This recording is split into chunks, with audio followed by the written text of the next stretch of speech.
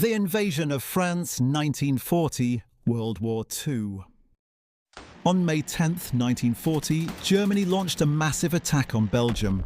German bombers began striking cities across the country, while infantry and panzer tank divisions invaded on the ground.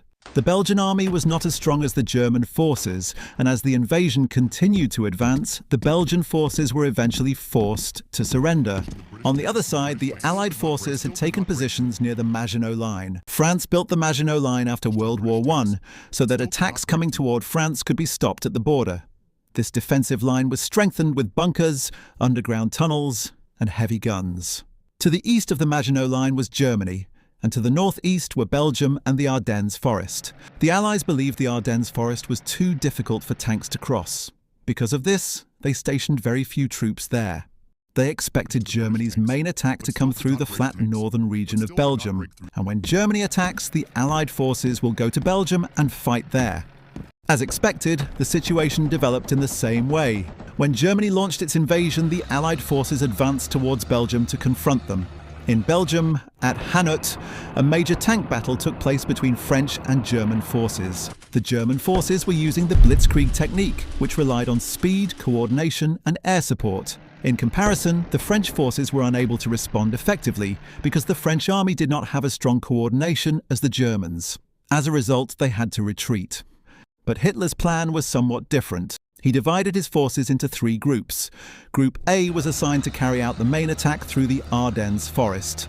Group B was ordered to attack northern Belgium in order to draw the Allied forces there. And Group C's task was to keep the Allied forces occupied along the Maginot Line. When Germany attacked Belgium, the Allied forces moved into Belgium according to their own plan. However, the Allies had now fallen into the Nazis' trap. Germany's main force, Group A, launched its offensive through the Ardennes Forest, a route the Allies considered difficult and unlikely for a major attack. German tanks managed to pass through the forest quickly and advance deeper into France. Under the command of General Heinz Guderian, they crossed the Meuse River and reached Sedan. The French troops resisted strongly near Sedan, but the German armoured divisions crushed the defensive lines. The German tanks then moved toward the English Channel at Blitzkrieg speed. Their panzer divisions advanced so rapidly that their supply lines became heavily overstretched, while fuel supplies and infantry support fell behind.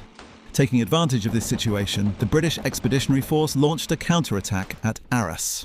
This attack temporarily halted the German forces and slowed down their advance. However, on the orders of Erwin Rommel, commander of the Panzer 7th Division, the German army turned its 88mm anti-aircraft guns against the British tanks. These guns had originally been designed to shoot down aircraft, but the Germans used them in a direct anti-tank role. The guns destroyed many British tanks, causing the British counterattack to fail as well. After this, the German forces cut through northern France and reached the English Channel. Many soldiers of the British Expeditionary Force and the French army became trapped near Dunkirk. However, at this point, Hitler ordered his army to halt for some time. This gave the Allied forces an opportunity to escape. Britain then launched Operation Dynamo to rescue its troops. Along with Royal Navy ships, hundreds of civilian boats were also sent toward Dunkirk. Just a few days later, around 300,000 British and French soldiers were rescued, although the Luftwaffe continued carrying out constant attacks during the evacuation. After advancing to the English Channel, the German army pushed further towards southern France and Paris. The French government declared Paris an open city because they knew that it could no longer be defended.